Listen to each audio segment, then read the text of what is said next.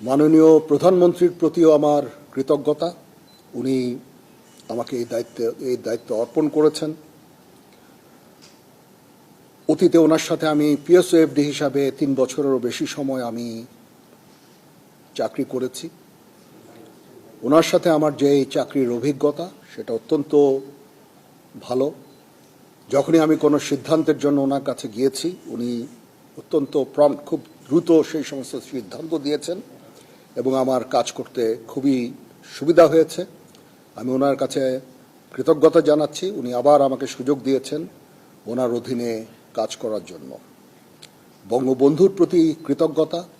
উনি আমাদের একটা স্বাধীন সার্বভৌম দেশ দিয়েছেন এবং যেই দেশে আজকে আমি, সেই স্বাধীন দেশের আমি আজকে সেনাপ্রধান।